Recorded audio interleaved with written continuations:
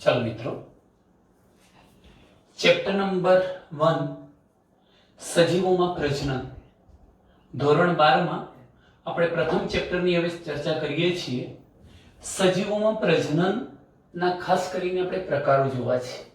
લિંગી અને અલિંગી પ્રજનન બે મહત્વના પ્રજનનના પ્રકારો વિશે આપણે ચર્ચા કરવાના છીએ. સર્વપ્રથમ મિત્રો, તમે જાણો છો કે આપણે ચેપ્ટર નંબર 2 માં અને ચેપ્ટર નંબર 3 માં પ્રજનનની વ્યાખ્યા સમજી ચૂક્યા છીએ. હું ફરી એકવાર એનું રિવિઝન કરી દઉં છું કે પ્રજનન એટલે શું. તો દરેક સજીવ પોતાના જીવનકાળ દરમિયાન પુખ્ત વયે પોતાના જેવો જ નવો સજીવ ઉત્પન્ન કરે, આ ઘટનાને પ્રજનન કહે છે. તો લખીશું કે દરેક સજીવ જીવનકાળ દરમિયાન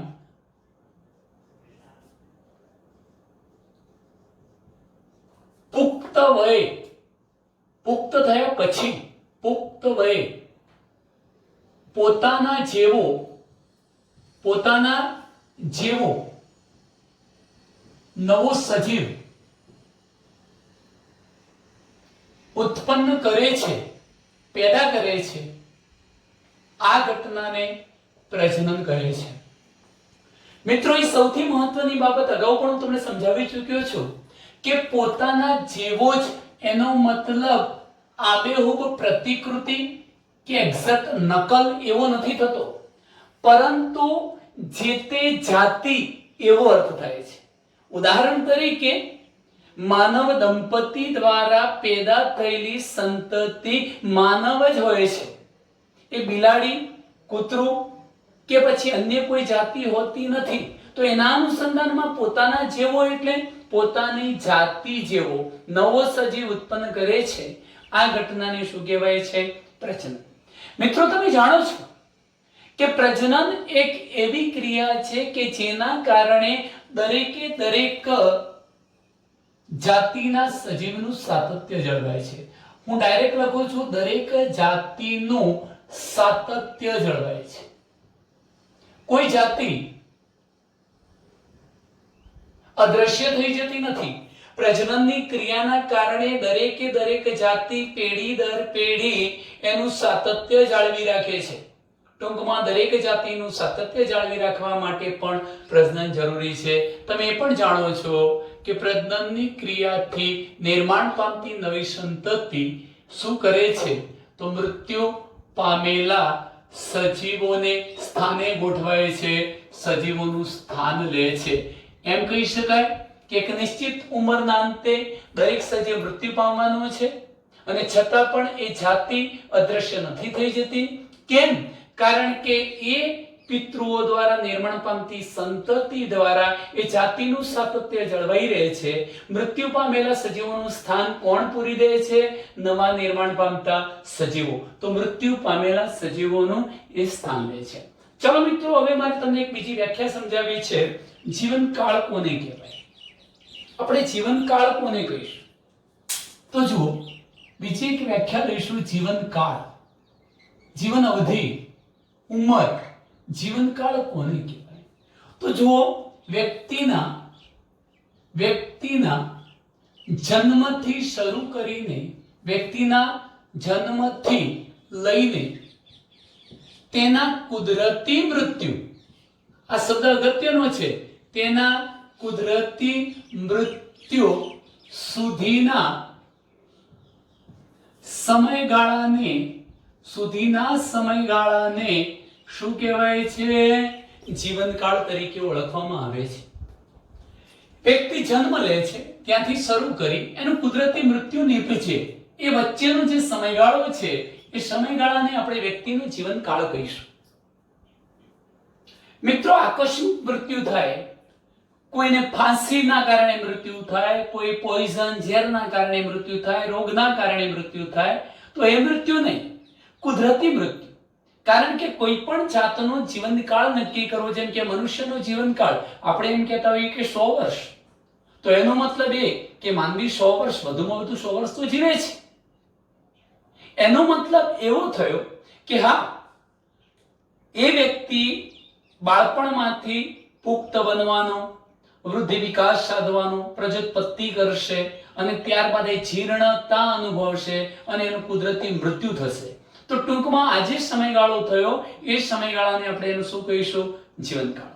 મિત્રો, તમે જાણતા હશો કે જીવનકાળ જુદા જુદા સજીવોનો જુદો જુદો છે. યાદ રાખજો કે જીવનકાળ જુદા જુદા સજીવોમાં જુદા જુદા સમય માટેનો હોઈ શકે. એ પણ એક મહત્વની બાબત છે કે કેટલાક સજીવોનો જીવનકાળ જોજો દિવસોનો હોય, એટલે એનો મતલબ કે જીવનકાળ દિવસોથી લઈને હજારો વર્ષો સુધીનો પણ હોઈ શકે.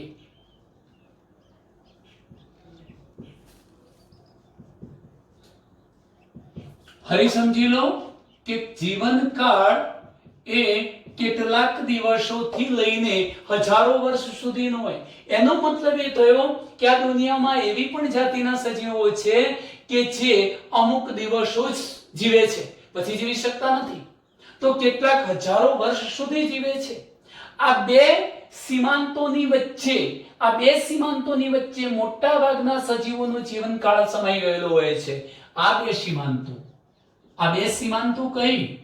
તો આ બે સીમાઓ અથવા બે સીમાંતો વચ્ચેનો મતલબ કે કેટલાક દિવસોથી ગણીએ, હજારો વર્ષ જીવતા સજીવોને પણ ગણીએ તો એ વચ્ચેના જીવનકાળમાં તો આ દુનિયાની ઘણી બધી જાતિઓ આવી જાય છે. તો આ બે સીમાંતો વચ્ચે ના જીવનકાળમાં ઘણી સજીવ જાતિઓનો સમાવેશ થાય છે.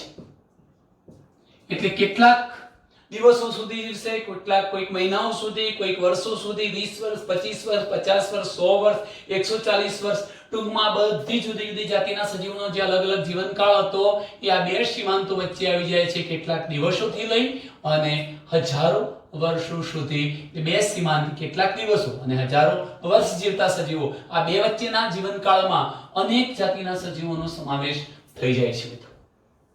હવે એક બાબત એ પણ યાદ રાખીશું કે જીવનકાળ સજીવના કદ સાથે સંકળાયેલો નથી. આ યાદ રાખજો, જીવનકાળને સજીવના કદ સાથે કોઈ જ લેવા દેવા નથી. એટલે આપણે આમ તો લખીશું જીવનકાળ, કોઈ પણ જાતિના સજીવનો જીવનકાળ એ સજીવના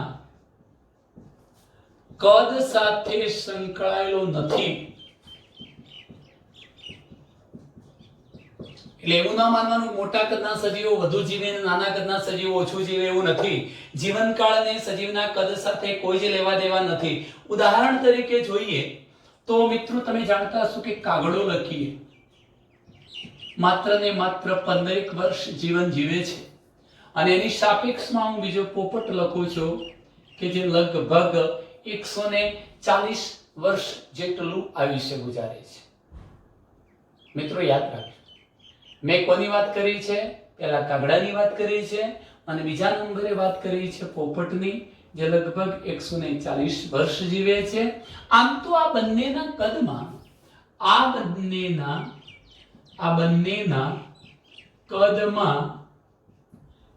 ખાસ મોટો તફાવત નથી. લગભગ કદ સમાન છે, ખાસ મોટો તફાવત નથી. છતાં પણ આ બંનેના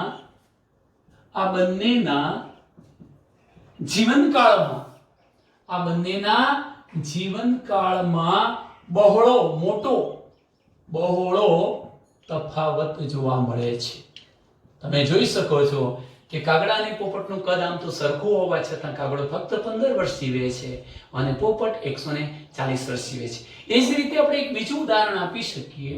તમે જાણતા હશો કે પીપળાનું જે વૃક્ષ છે, પીપળાના વૃક્ષના જીવનકાળ કરતા જો તમે આંબાના વૃક્ષનો જીવનકાળ નક્કી કરો અથવા કેરીનું વૃક્ષ, આંબાના વૃક્ષનો જીવનકાળ નક્કી કરો તો વૃક્ષનો જીવનકાળ, આંબાના વૃક્ષનો જીવનકાળ ટૂંકો હોય છે. કોની સાપેક્ષમાં ટૂંકો હોય છે? પીપળાના વૃક્ષની સાપેક્ષમાં આંબાના વૃક્ષનો જીવનકાળ ટૂંકો હોય છે. આના પરથી આપણે કહી શકીએ કે સજીવના કદ સાથે જીવનકાળને કોઈ જ સંબંધ હોતો નથી. મિત્રો, એક બીજી બાબત તમને કહું કે જીવનકાળ ગમે તે હોય, કોઈક વ્યક્તિનો, કોઈ સજીવનો જીવનકાળ માની લો કે અમુક દિવસો સુધીનો છે, કોઈનો મહિનાઓ સુધીનો છે, કોઈનો જીવનકાળ વર્ષો સુધીનો છે, કોઈનો જીવનકાળ હજારો વર્ષો સુધીનો છે. પણ જ્યારે એનો જીવનકાળ પૂરો થાય છે ત્યારે વ્યક્તિનું મૃત્યુ તો નિશ્ચિત જ છે, નિશ્ચિત, ચોક્કસ છે. ટૂંકમાં જે જીવે છે એ મૃત્યુ પામે જ છે. તો એનો મતલબ એ થયો કે સજીવનો જીવનકાળ ગમે તે હોય પરંતુ તેનું મૃત્યુ તો નિશ્ચિત છે. એટલે આપણે આ લખીશું કે સજીવનો જીવનકાળ ગમે તે હોય પરંતુ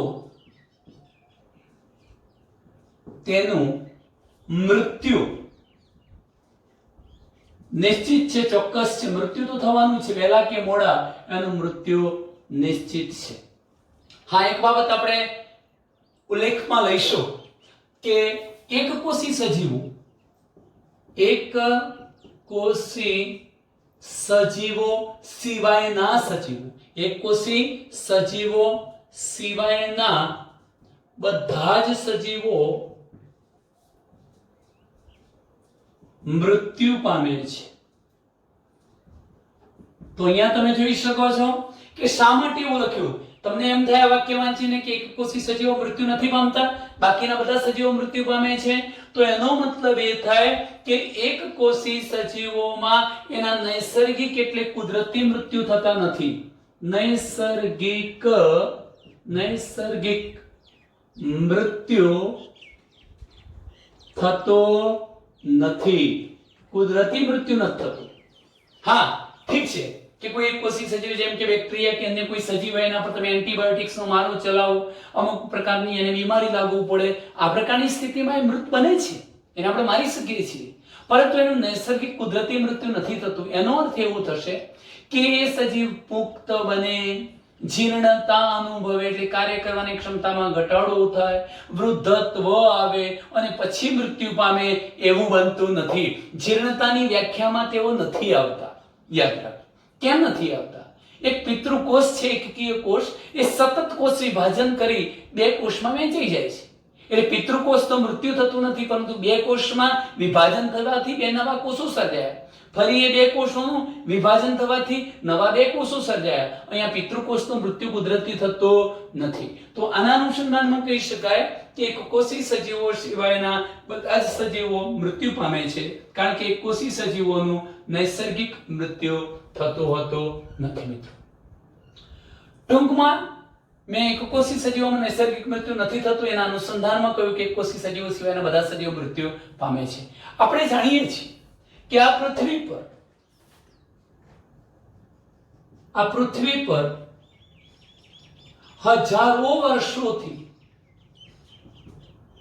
હજારો વર્ષોથી તમને વનસ્પતિઓ અને પ્રાણીઓ જોવા મળે છે.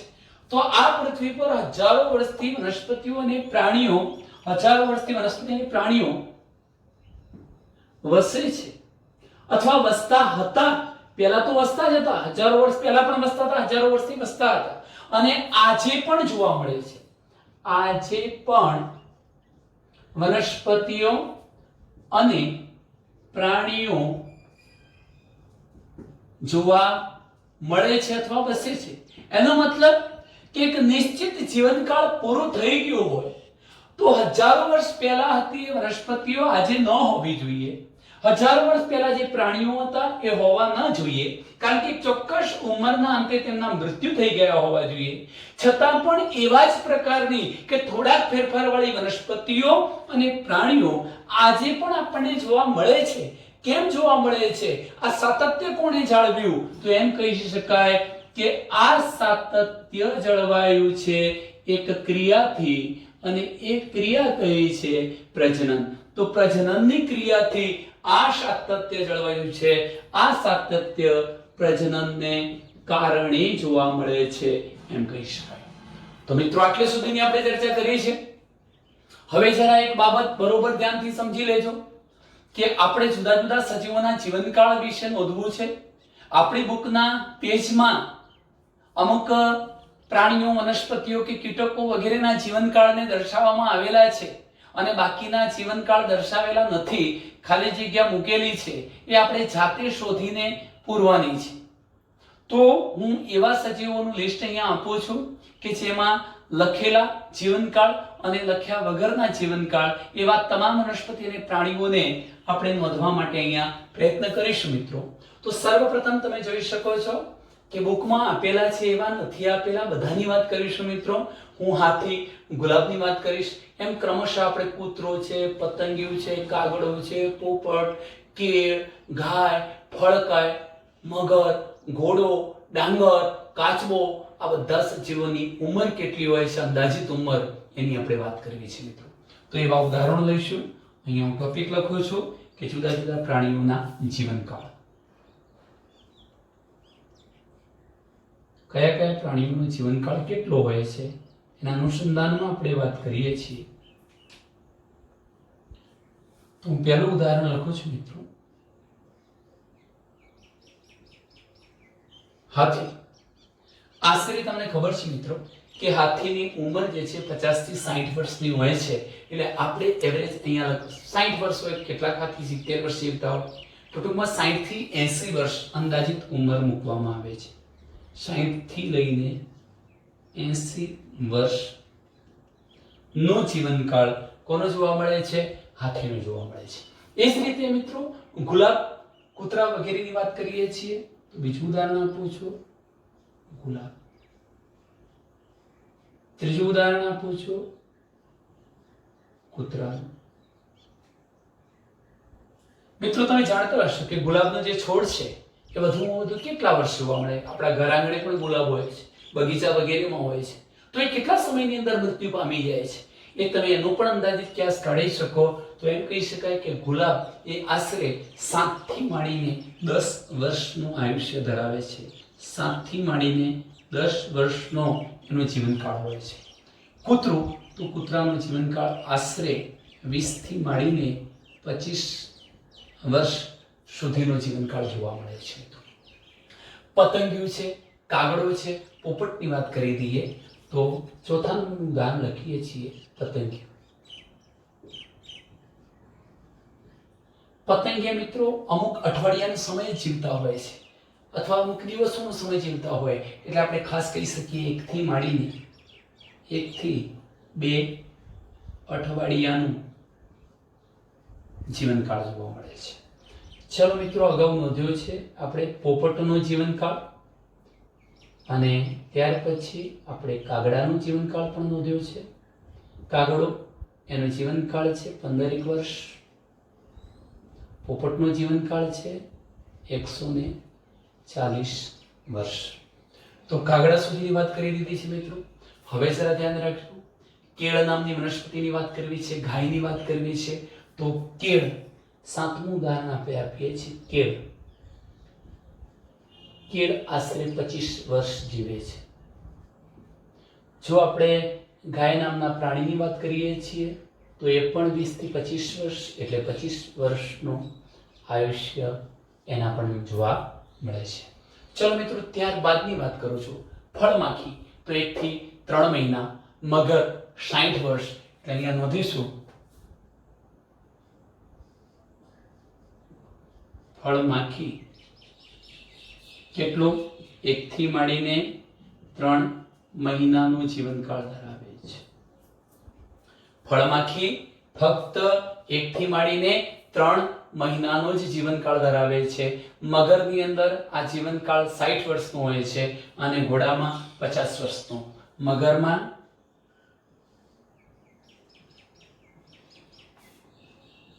60 વર્ષ, ઘોડો 50 વર્ષનો જીવનકાળ ધરાવે છે. ડાંગર, ફક્ત ડાંગરનો છોડ તમે જોજો એક ચોક્કસ ઋતુમાં ઉગે અને પછી સુકાઈ જાય છે. એ ડાંગર 4 મહિના, ડાંગર 4 મહિના.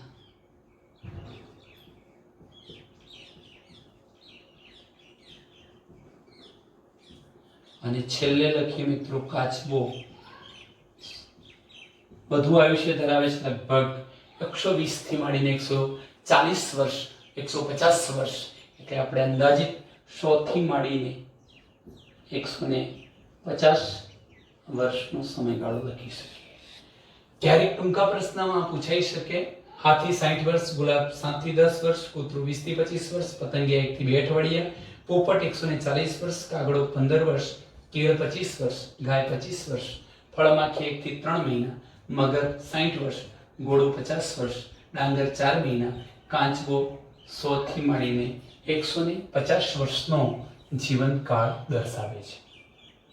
હવે મિત્રો તમે એક બાબત ધ્યાનથી સમજો કે દરેકે દરેક સજીવ પોતે બહુગુણિત થવા માટે, બહુગુણિત પોતાની સંખ્યામાં વધારો કરવા માટે, સંતતિ પેદા કરવા માટે એક વિશિષ્ટ ક્રિયાવિધિ દાખવે છે, જેને જ આપણે શું કહીએ છીએ? પ્રજનન. તો આ શબ્દ લખીશું કે દરેક સજીવ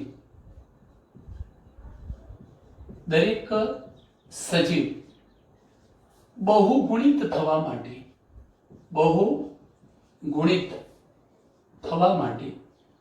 અને સંતતિ પેદા કરવા માટે એક વિશિષ્ટ પ્રકારની ક્રિયાવિધિ દર્શાવે છે. આ વિશિષ્ટ પ્રકારની જે ક્રિયાવિધિ દર્શાવે છે એ ક્રિયાવિધિ એટલે જ શું? પ્રજનન. દરેક સજીવને બહુગુણિત થવું છે, પોતાની સંખ્યામાં વધારો કરવો છે, સંતતિઓ પેદા કરવી છે, એના માટે વિશિષ્ટ પ્રકારની ક્રિયાવિધિ દર્શાવે છે. આવી વિશિષ્ટ પ્રકારની ક્રિયાવિધિને આપણે શું કહીએ છીએ? પ્રજનન. મિત્રો સજીવ કેવી રીતે પ્રજનન કરશે? એ લિંગી પ્રજનન કરશે, અલિંગી પ્રજનન કરશે. અલિંગીમાં એ જુદા જુદા પ્રકારના દ્વિભાજન, અવખંડન, બીજાણુ સર્જન, બહુભાજન, કલિકા સર્જન કયા પ્રકારનું કરશે?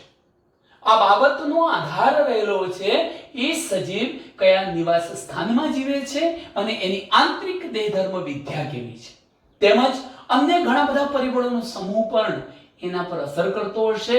આ બાબતોને લઈને સજીવ કેવી રીતે પ્રજનન કરે છે તે નક્કી થાય છે. તો સજીવ કેવી રીતે પ્રજનન કરે છે? સજીવ કેવી રીતે પ્રજનન કરે છે? લિંગી, અલિંગી કે કેવા પ્રકારનું? સજીવ કેવી રીતે પ્રજનન કરે છે તેનો આધાર કઈ બાબત પર રહેલો છે?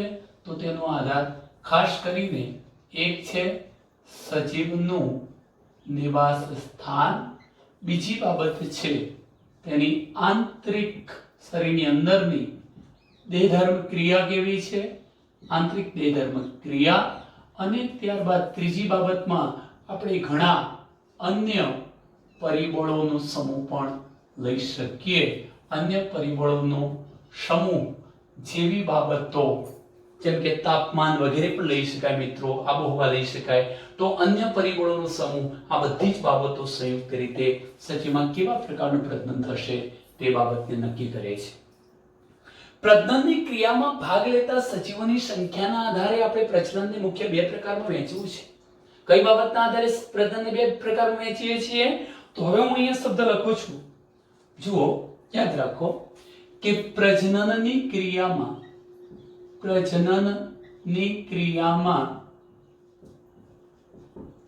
ભાગ લેતા સજીવોની સંખ્યાને આધારે આપણે પ્રજનનના મુખ્ય બે પ્રકાર પાડી શકીએ. પ્રજનનના મુખ્ય બે પ્રકાર પાડીએ છીએ. પ્રજનનની ક્રિયામાં ભાગ લેતા સજીવોની સંખ્યાના આધારે આપણે પ્રજનનના બે પ્રકારો પાડીએ છીએ. એક પ્રજનન છે અલિંગી પ્રજનન અને બીજા પ્રકારનું પ્રજનન છે એને આપણે લિંગી પ્રજનન કહીશું. લિંગી પ્રજનન. હવે મિત્રો અલિંગી પ્રજનનમાં ભાગ લેતા સજીવોની સંખ્યા, તો હું એમ કહીશ કે અલિંગી પ્રજનનમાં ફક્ત એક જ સજીવ ભાગ લે છે, એક જ સજીવ. હવે આ એક સજીવ જે ભાગ લે છે એ એક સજીવ શું કરશે? જન્યુઓ એટલે શું? પ્રજનન કોષો. તો જન્યુઓના નિર્માણ એટલે જન્યુઓનું નિર્માણ કરીને કે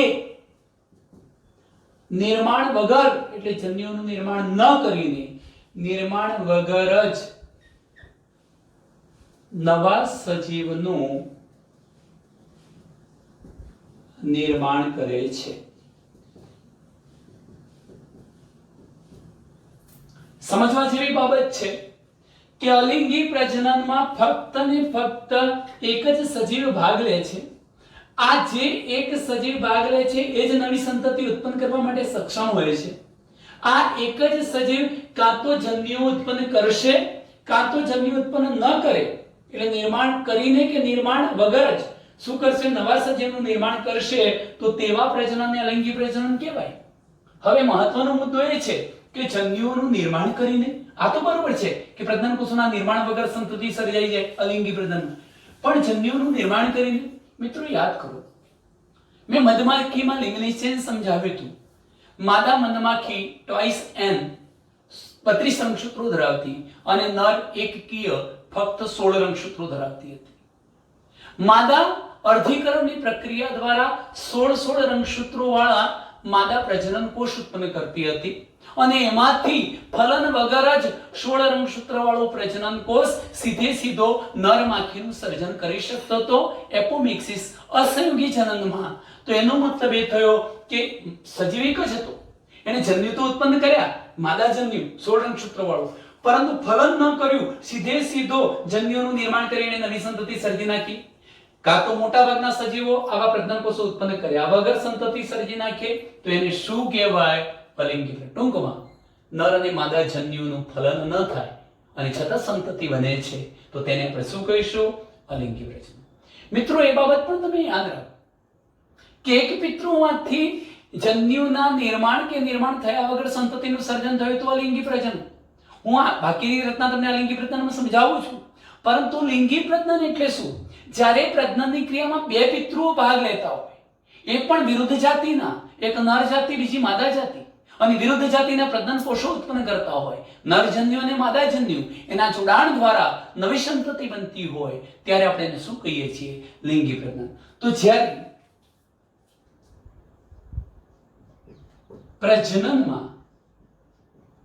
પ્રજનનની ક્રિયામાં કેટલા પિતૃઓ? બે પિતૃઓ ભાગ લેતા હોય, કૌંસમાં લખું છું વિરુદ્ધ જાતિના બે પિતૃઓ ભાગ લેતા હોય, અને નર તેમજ માદા જન્યુ એટલે પ્રજનન કોષોના જોડાણ દ્વારા ફલન થઈને જો નવી સંતતિ સર્જાય તો તેવા પ્રજનનને લિંગી પ્રજનન કહેવાય. ટૂંકમાં પ્રજનનમાં બે પિતૃઓ ભાગ લેશે, એ પ્રજનન કોષોનું નિર્માણ કરશે, પ્રજનન કોષોના સંમિલન દ્વારા બનતા ફલિતાંડમાંથી નવી સંતતિ બનવાની છે, તો તેને આપણે શું કહીશું? લિંગી પ્રજનન તરીકે ઓળખાવીશું મિત્રો. ચાલો ત્યાર પછીના મુદ્દાની વાત કરું છું. હવે આપણે અલિંગી પ્રજનન અને લિંગી પ્રજનન એટલે શું એની તો મેં ચર્ચા કરી દીધી. આપણે વનસ્પતિઓમાં અલિંગી પ્રજનન અને પ્રાણીઓમાં પણ અલિંગી પ્રજનન જોવું છે મિત્રો. આજે મોટા ભાગના આપણે જે ઉદાહરણો લેવાના છીએ એ વનસ્પતિમાં અલિંગી પ્રજનનની વાત કરવાના, અને તેથી હું અહીંયા એક પોઈન્ટ લખું છું. આ પણ પ્રશ્ન 2 માર્ક્સમાં પણ પૂછાઈ શકે કે વનસ્પતિઓમાં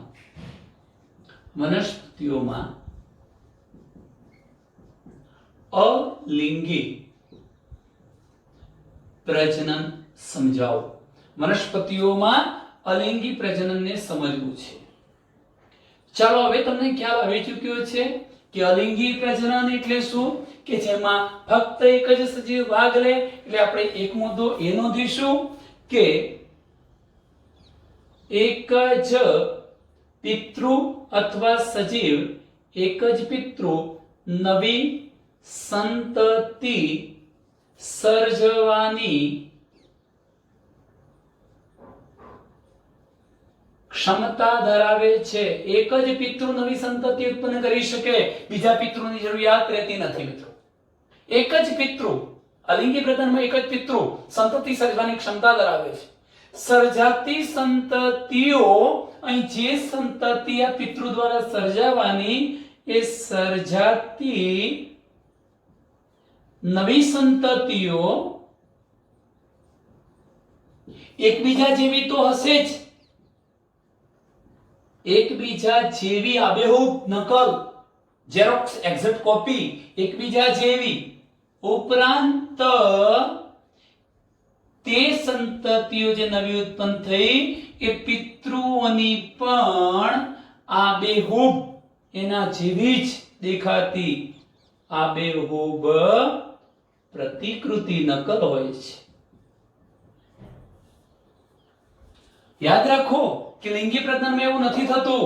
લિંગી પ્રજનનમાં નિર્માણ પામતી સંતતિ પિતૃઓ કરતા થોડાક લક્ષણોની બાબતમાં ભિન્ન જુદી પડતી હોય, પણ અહીં એવું નથી. અલિંગી પ્રજનનમાં એક જ પિતૃમાંથી સંતતિ જે નવી સર્જાઈ એ સંતતિ એકબીજાને, એટલે બધી સંતતિઓ એકબીજાને મળતી આવશે જ, પણ ઉપરાંત જે પિતૃમાંથી સંતતિ સર્જાઈ છે એવા પિતૃઓની પણ આબેહૂબ પ્રતિકૃતિ હોય છે. એક વ્યાખ્યા અહીંયા લખવી છે. જનીનિક પ્રતિકૃતિ કોને કહેવાય? જનીનિક પ્રતિકૃતિ એટલે શું? જનીનિક પ્રતિકૃતિ કોને કહેવાય?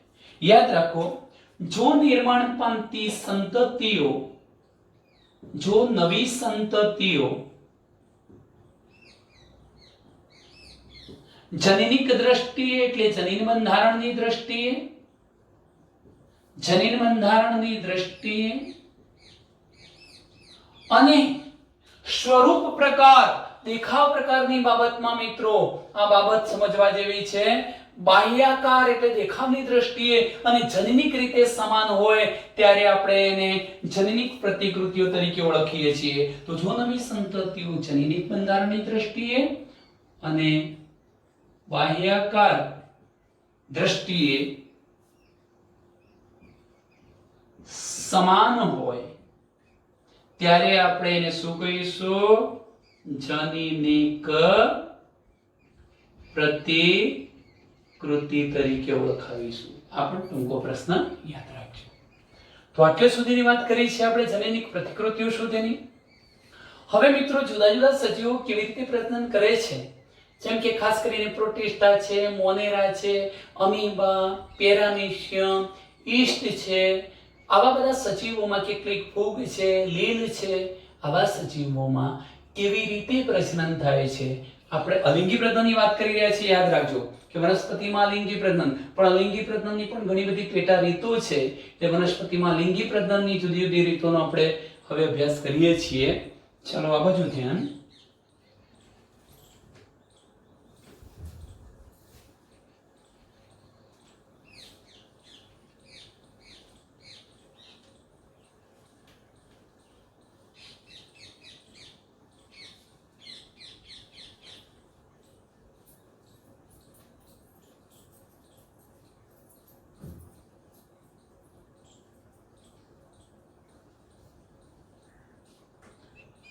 અલિંગી પ્રજનનની આપણે જુદી જુદી રીતોની હવે વાત કરીશું. એમાં સર્વપ્રથમ હું તમને કહીશ મિત્રો, તમે અગાઉ પણ ભણી ચૂક્યા છો, મોનેરા, પ્રોટિસ્ટા ધોરણ 11 ની અંદર તમે એનો અભ્યાસ કરી ચૂક્યા છો.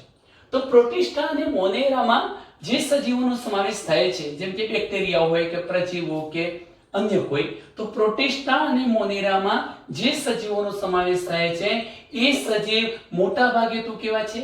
એકકોષી છે. આ એક કોષી જે પિતૃકોષ હતો એ સમવિભાજનની ક્રિયા દ્વારા વિભાજન પામશે, બે કોષ બનાવશે અને આ બંને કોષો નવા સજીવ તરીકે વર્તે છે. આમ આ સજીવોમાં કોષ વિભાજન એ જ એક પ્રજનનની શું થઈ ગઈ? રીત અથવા પ્રકાર થઈ ગયો. તો આ એક અગત્યની બાબત, ટૂંકો પ્રશ્ન યાદ રાખો.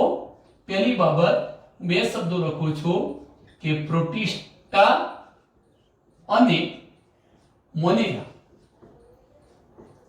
માં સમાવિષ્ટ સજીવો સમ વિભાજનની ક્રિયા કરે છે. સમ વિભાજન તમે જાણો છો મિત્રો, એક કોષમાંથી બે કોષ બનવા, અને એક કોષી સજીવો જ છે એટલે એક કોષ જ છે, સજીવ પોતે એક કોષ છે. એ સમ વિભાજન પામીને શું કરે છે? બે કોષોનું સર્જન. સમ વિભાજન પામીને બે કોષોનું સર્જન કરે છે. આ બંને કોષો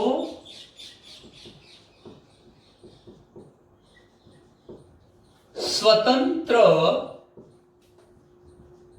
સજીવ તરીકે વર્તે છે. આમ શું થયું કે સમવિભાજનની ક્રિયાથી નવા સજીવોનું નિર્માણ થયું. આમ સમવિભાજન એ આવા સજીવોમાં સમવિભાજન પોતે જ શું છે? પ્રજનનનો પ્રકાર છે. ટૂંકો પ્રશ્ન થયો આ કે પ્રોટિસ્ટા અને મોનેરા જેવા સજીવો કઈ રીતથી પ્રજનન કરે છે? તો તે સમવિભાજન રીતથી પ્રજનન કરે છે. સમવિભાજન પામી બે નવા કોષોમાં ફેરવાઈ જશે અને બંને નવા કોષો સ્વતંત્ર સજીવની જેમ વર્તે છે, નવા સજીવ તરીકે વર્તે છે. આમ પ્રજનનનો પ્રકાર કોણ છે? સમવિભાજન. તો બીજા મુદ્દા તરફ જઈએ છીએ. આ વાત થઈ સમવિભાજનની, પણ ત્યાર પછી તમે એક બીજો શબ્દ પણ સાંભળેલો છે, દ્વિભાજન. આમ તો આ એક વિભાજનના જ બધા પ્રકાર છે. સમવિભાજન, દ્વિભાજન, આયન વિભાજન, અનુપ્રસ્થ, આ બધા વિભાજનના પ્રકારો છે. પણ દ્વિભાજનની વાત કરું છું. ખાસ કરીને અમીબા અને પેરામીશિયમમાં જોવા મળે છે. એમાં ઘણા એકકોષી સજીવોનો જે કોષ હતો, એક કોષ એ બે અર્ધ ભાગમાં વિભાજિત થઈ જાય અને ત્યારબાદ બંને અડધા ભાગો ઝડપથી વૃદ્ધિ પામી પૂર્ણ ભાગમાં ફેરવાઈ જાય, બે નવા સ્વતંત્ર સજીવમાં ફેરવાઈ જાય, પુખ્ત બનીને. એટલે આપણે એમ લખી શકીએ દ્વિભાજન પણ એક પ્રજનનની રીત છે. જેમ સમવિભાજન હતું એ રીતે દ્વિભાજન પણ અલિંગી પ્રજનનની એક રીત છે. ખાસ કરીને શામાં જોવા મળે છે આવું? અમીબા અને પેરામીશિયમ જેવા સજીવોમાં જોવા મળે છે. અમીબા અને પેરામીશિયમમાં આવા સજીવોની અંદર શું થાય છે કે આવા એક કોષના બનેલા આવા એક કોષી સજીવોમાં પિતૃકોષ, મૂળ કોષ જે હતો એ પિતૃકોષ બે અર્ધ કોષોમાં પરિણમી જાય, દ્વિભાજિત થઈ જાય છે. એના બે ભાગ પડી જાય છે, બે અડધા ભાગ પડી જશે મિત્રો. ઘણા એકકોષી સજીવમાં કોષ બે અર્ધ ભાગમાં વહેંચાઈ જાય છે, બે અર્ધ ભાગોમાં વહેંચાય અને ત્યારબાદ દરેક અર્ધ ભાગ પુખ્ત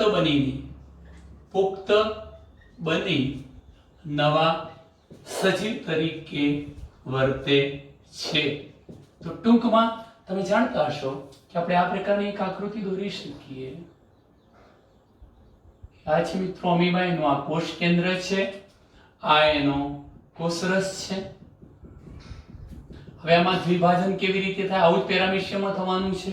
તો સર્વપ્રથમ હું તમને કહી શકું કે આ પ્રકારની આકૃતિ બતાવું છું, પહેલા સમજી લો ધ્યાનથી.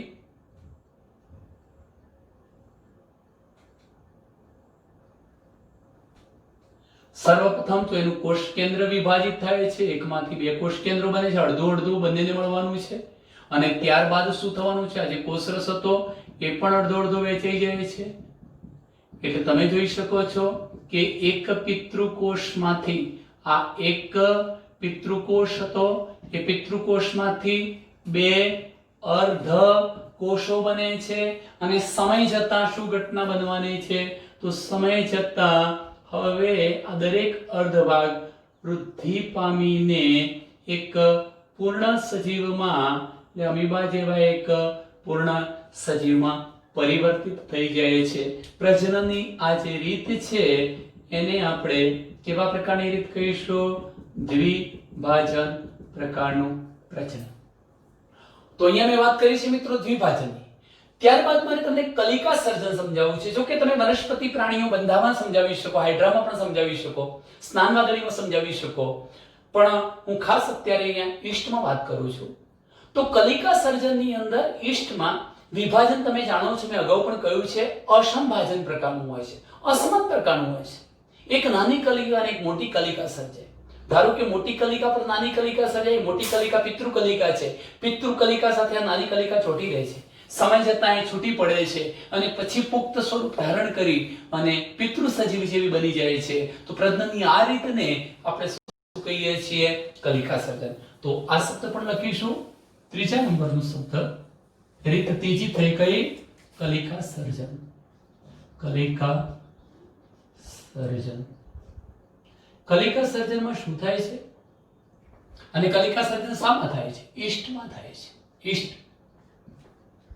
આ ઈસ્ટ કેવી છે? એક કોષી.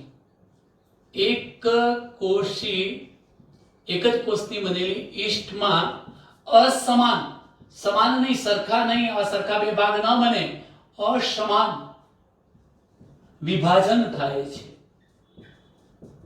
એને પરિણામે પિતૃકોષ પર નાની કલિકા સર્જાય છે અને આવી કલિકા અથવા આ કલિકા શરૂઆતમાં તો ચોટેલી હોય પણ ત્યારબાદ પિતૃથી છૂટી પડી જાય છે અને છૂટી પડી જાય ત્યારબાદ એ પોતે પુખ્ત બની નવા સજીવ તરીકે વર્તે છે. અને આપણે આ રીતે બતાવી શકીએ કે તમે જાણો છો કે એક કોષી ઈસ્ટ નામની ફૂગ છે અને એમાં અસંભાજન થવાથી અથવા સમાન વિભાજન થવાથી એક નાની કલિકા બને. હા, એની જોડે મોટી પણ બની શકે મિત્રો. નાની અને મોટી એવી બે અસમાન કલિકાઓ બનવાની અને આપણે કલિકા કહીશું. આ પ્રકારની કલિકા પિતૃકોષથી છૂટી પડી જશે, પુખ્ત સ્વરૂપ એટલે આવું સ્વરૂપ ધારણ કરી લઈ એ નવા સ્વતંત્ર સજીવ તરીકે વર્તે છે. જો મારે આ જ પ્રકારની બાબત તમને પ્રાણીઓમાં સમજાવી હોય, કલિકા સર્જન જોઈન્ટમાં એવો જ મુદ્દો છે, લખી નાખું છું. પ્રાણી તરીકે મારે હાઇડ્રાની વાત કરવી છે અને સાથે સાથે સ્નાન વાદળી, સ્પોન્જીલા, સાયક્લોન જેવી સ્નાન વાદળીઓની વાત કરવી છે. તો ખારા અને મીઠા પાણીમાં રહેતી સ્નાન વાદળીઓ છે, વાદળી કહીશું આપણે. હાઇડ્રાની અંદર શું થાય છે? હાઇડ્રા એક આ પ્રકારનું સજીવ છે, અહીંયા આકૃતિમાં બતાવું છું. કોષ્ઠાંતરી સમુદાયનું આ પ્રાણી છે. કોષ્ઠાંત્ર નામે ઓળખાતું એક પોલાણ જોવા મળે છે અને ત્યારબાદ તમે જાણો છો કે એને આ પ્રકારના સૂત્રાંગો હોય છે, ખોરાકને પકડવા માટે, સંવેદનાને ગ્રહણ કરવા માટે, પ્રચલન કરવા માટે, હિપ્નોટોક્સિન જેવા ઝેરને મુક્ત કરવા માટે. હાઇડ્રામાં આ પ્રકારની રચના છે. હવે બરોબર ધ્યાનથી વિચારો કે અહીંયા રહેલા જે કોષો હતા એની સપાટી પરના કોષો એ સતત સમવિભાજનની ક્રિયા દ્વારા ઉપસેલો કોષોનો સમૂહ બનાવે છે. આ ઉપસેલો કોષોનો જે સમૂહ એને આપણે આ શરીરની બહાર બનેલી બાહ્ય કલિકા કહીશું. બાહ્ય કલિકા સર્જન થયું. આ બાહ્ય કલિકા સમય જતાં શું થવાનું? તો એ પિતૃ શરીરથી છૂટી પડી જશે અને ત્યારબાદ એ પણ પિતૃ શરીર જેવું જ પુખ્ત સ્વરૂપ ધારણ કરી લેશે. આ પ્રજનનની રીતને આપણે બાહ્ય કલિકા સર્જન કહીએ છીએ. તમે સ્નાન વાદળીઓની વાત કરું તો ખાસ કરીને મિત્રો તમે જાણતા હશો કે સ્નાન વાદળીમાં પણ એક એવા પ્રકારની રચના હોય છે કે જેમાં શરીરની સપાટી પર કલિકા સર્જન થતું નથી, પરંતુ આની અંદર શરીરની અંદરની બાજુએ ઉપસેલો કોષોનો સમૂહ બને છે. આમ આ જે કલિકા સર્જન થયું એ અંદરની બાજુ થયું છે, એને અંતઃ કલિકા સર્જન કહીશું. ત્યારબાદ આંતઃકલિકા, આ જ્યારે મૂળ પિતૃકોષ ફાટશે આવી અંતઃકલિકાઓ એક સ્વતંત્ર સ્નાન વાદળી તરીકે પણ વર્તી શકે. તો આ વાત થઈ મિત્રો કલિકા સર્જન. ત્યાર પછી હું તમને કહી દઉં, મારે બીજાણુ નિર્માણ સમજાવવું છે. આમ તો બીજાણુ નિર્માણમાં જ એક બહુભાજન પણ સમાઈ જાય છે. બીજાણુ નિર્માણની અંદર જ થતી એક ઘટના બહુભાજન છે. તો અહીં જરા ધ્યાન રાખજો. ચોથો પ્રકાર હું અહીંયા લખું છું બીજાણુ નિર્માણ. બીજાણુ નિર્માણ જેમાં બહુભાજન એક પ્રકાર અંદર સમાઈ જશે. કેવી રીતે? ચલો મિત્રો, તમે જાણો છો, આનું ઉદાહરણ આપું છું અમીબા. અમીબામાં આગળ પણ ઉદાહરણ આવી ગયું છે દ્વિભાજન વગેરેનું. ઓકે, અમીબા બીજાણુ નિર્માણ પણ કરશે, બહુભાજન પણ કરશે. અમીબામાં બહુભાજન પણ જોવા મળે.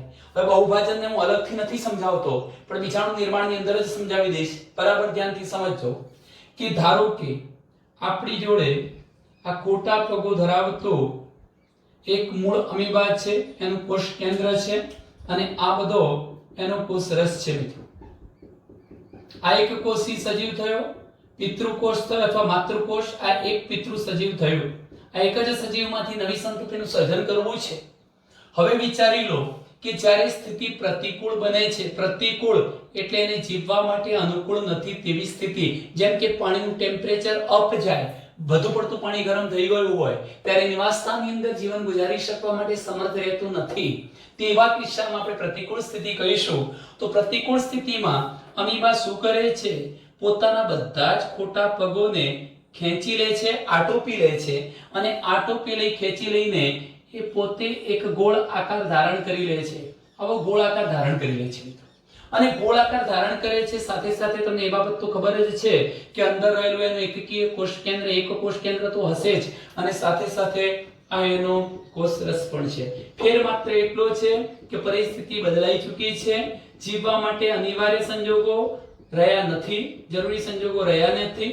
પ્રતિકૂળ સ્થિતિ સર્જાઈ છે ત્યારે પોતાના ખોટા પગોને ખેંચી લે છે, અને ખોટા પગોને ખેંચ્યા બાદ એ પોતાના શરીરની ફરતે મજબૂત 3 સ્તરો વાળું ત્રિસ્તરીય, જો આ બીજું સ્તર બતાવ્યું મિત્રો, તમારી જાણકારી ખાતર અલગ પાડું છું, બાકી આવા અલગ 3 સ્તરો હોતા નથી. આવી ત્રિસ્તરીય મજબૂત રચના વિકસાવે છે. એ પોતે સ્ત્રાવ કરીને પોતાની ફરતે, આ ગોળાકાર રચનાની ફરતે ત્રિસ્તરીય મજબૂત આવરણો વિકસાવે છે. કોષ્ઠ કહેવાય. એને કોષ્ઠનો વિકાસ કર્યો. આવા અમીબાને કોષ્ઠન પામેલા અમીબા કહેવાય.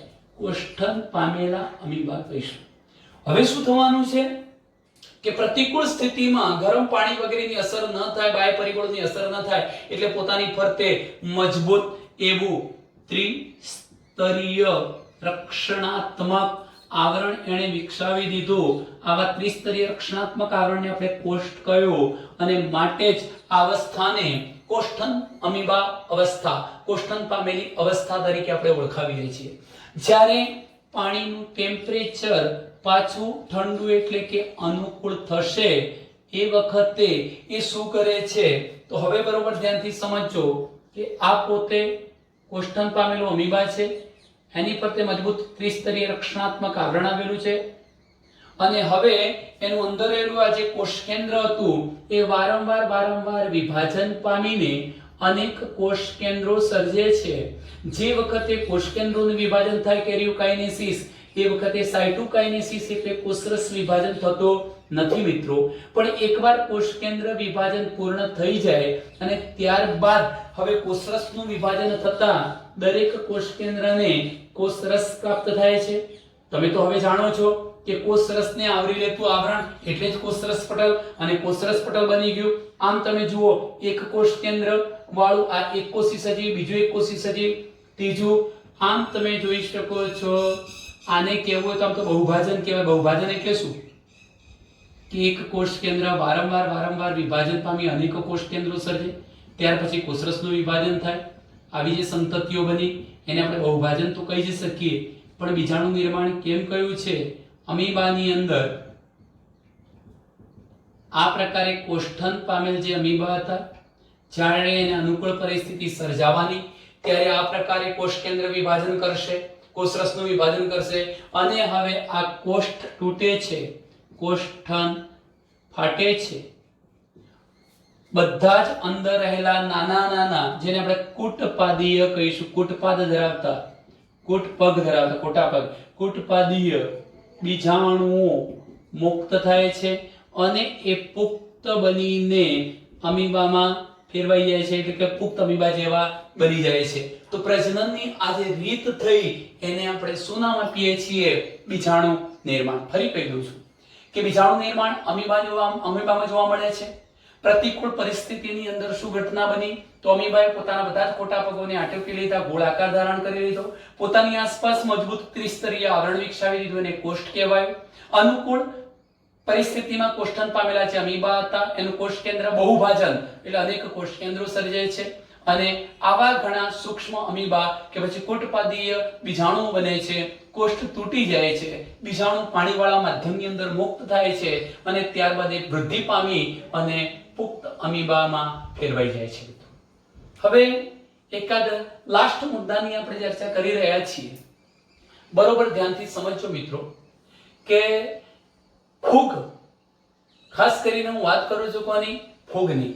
આમ તો અલિંગી પ્રજનન જે છે એકોષી સજીવોમાં જોવા મળે. મિત્રો આ યાદ રાખવા, બધા એકોષી સજીવો છે. પણ સાથે સાથે તમને એ પણ કહી દઉં કે નિમ્ન કક્ષાની અથવા સરળ કક્ષાનું આયોજન ધરાવતી કેટલીક વનસ્પતિઓ અને સરળ કક્ષાનું આયોજન ધરાવતા કેટલાક પ્રાણીઓમાં પણ જોવા મળે. એટલે જરૂરી નથી કે એકકોષી સજીવોમાં જોવા મળે. એકકોષી સજીવોમાં તો થાય છે લિંગી પ્રજનન, પણ સરળ કક્ષાનું આયોજન ધરાવતા કેટલાક બહુકોષી સજીવો જેમ કે વનસ્પતિ અને પ્રાણીઓમાં પણ તે શક્ય બને છે. હવે ફૂગ સૃષ્ટિના જે સભ્યો છે અને લીલ સૃષ્ટિના સભ્યો તમે નામ જાણતા હશો મિત્રો.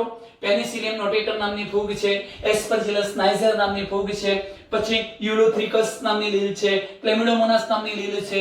આ બધા તમે નામ સાંભળેલા છે.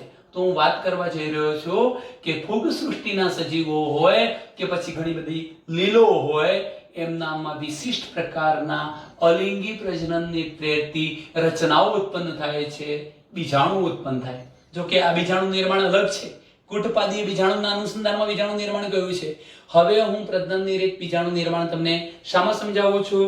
ફૂગ અને ઈસ્ટ જેવા સજીવોમાં. ચાલો મિત્રો, છેલ્લો મુદ્દો છે, લાસ્ટ પોઈન્ટ તરફ આપણે જઈ રહ્યા છીએ.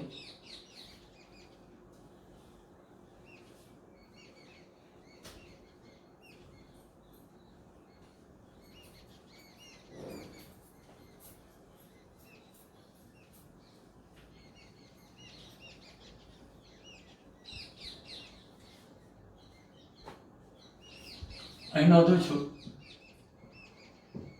ફૂગ સૃષ્ટિના સજીવો. નામ લખવા હોય તો લખી શકીએ. એસ્પરજિલસ નાઇઝર, પેનિસિલિયમ નોટેટમ, આવી બધી ફૂગ. અને હું લીલની વાત કરું છું તો યુલોથ્રિકસ, ક્લેમિડોમોનાસ જેવી લીલોની વાત કરીએ તો ફૂગ સૃષ્ટિના સજીવો અને અમુક ચોક્કસ પ્રકારની જે લીલ છે એ શું કરે છે? વિશિષ્ટ અલિંગી પ્રજનન પ્રેરતી રચનાઓ ઉત્પન્ન કરે છે. આ બંને શું કરે છે? વિશિષ્ટ અલિંગી પ્રજનન કરી શકે તેવી અલિંગી પ્રજનન પ્રેરતી રચનાઓ ઉત્પન્ન કરે છે. આ રચનાઓ કેવા પ્રકારની હોય? તો ખાસ કરીને મિત્રો આ રચનાઓ બે પ્રકારની હોય છે. ચલ બીજાણુ અથવા ચલિત બીજાણુ ઉત્પન્ન કરે. ચલ બીજાણુ, ચલિત બીજાણુ અને એ અચલિત એટલે અચલ બીજાણુઓ પણ ઉત્પન્ન કરી શકે. મિત્રો બીજાણુ કેવી રીતે ઉત્પન્ન થાય તમને પ્રશ્ન થશે. તો હું પહેલા તમને કહી દઉં છું કે ફૂગ અને લીલ એકકીય દૈહિક આયોજન ધરાવે છે. એકકીય દૈહિક આયોજન, અને તેથી સમવિભાજનની ક્રિયા દ્વારા એકકીય પ્રજનન કોષો ઉત્પન્ન કરે છે. આવા એકકીય પ્રજનન કોષોનું ફલન થતા ફલિતાંડ બને છે અને ફલિતાંડમાં અર્ધીકરણ થતા એકકીય બીજાણુઓ બને છે. આ બીજાણુ નિર્માણ. તો બીજાણુ નિર્માણમાં બીજાણુ બે પ્રકારના, ચલિત બીજાણુ અને અચલ બીજાણુ. હું ચલ બીજાણુની અથવા ચલિત બીજાણુની વાત કરું છું. યુલોથ્રિકસ, ક્લેમિડોમોનાસ માં આપણને જોવા મળશે ચલ બીજાણુઓ. એનો મતલબ એ થયો, યાદ રાખજો કે આ રચનાઓ કઈ હતી? ચલ બીજાણુ અને અચલ બીજાણુ. ચલ બીજાણુ કેવા હતા? પક્ષમધારી, કશાધારી, ચલિત, હલનચલન કરી શકે તેવા, પાણીના પ્રવાહમાં તરી શકે એવા, સૂક્ષ્મદર્શક યંત્રમાં જોઈ શકાય એવા. તો ચલિત કેવા છે? સૂક્ષ્મદર્શક યંત્રમાં જોઈ શકાય એવા, ચલિત પાણીના માધ્યમમાં તરી શકે એવા. કેમ? કારણ કે આવા બીજાણુઓની અંદર આવી કશાઓ જેવી રચનાઓની હાજરી હોય છે. એના દ્વારા એને આપણે ચલ બીજાણુઓ કહીશું. પણ અચલ બીજાણુઓ જે છે એને આપણે સામાન્ય રીતે કણી બીજાણુઓ તરીકે પણ ઓળખાવીએ છીએ. કણી બીજાણુ તમને ખાસ કરીને પેનિસિલિયમ જેવી ફૂગમાં જોવા મળશે. પેનિસિલિયમ ફૂગ અગાઉ પણ હું તમને એક ઉદાહરણ આપી ચૂક્યો છું મિત્રો, પણ પેનિસિલિયમ જેવી ફૂગમાં જોવા મળશે. હવે તમે વિચારો કે આ જે છે અચલ બીજાણુઓ એ ખાસ કરીને એસ્પરજીલસ નાઇઝર અને બીજું કયું પેનિસિલિયમમાં એટલે આવી એક રચના બતાવી શકાય. આ પ્રકારની હું એક રચના બતાવું. આમ તો આંગળી જેવા લાંબા પ્રવર્ધો પણ હોઈ શકે મિત્રો, એને શાખાઓ સ્વરૂપે બતાવી દઉં. આ પ્રકારની હું રચના બતાવું છું. અને ત્યાર પછી આવી જે રચનાઓ છે એના પર આવી કણી જેવી રચનાઓ, આ બીજાણુ ઉત્પન્ન થશે. આને આપણે કણી બીજાણુ, અચલ બીજાણુ કહીશું, જે હલનચલન કરી શકતા નથી, પાણીના માધ્યમમાં કરી શકતા નથી.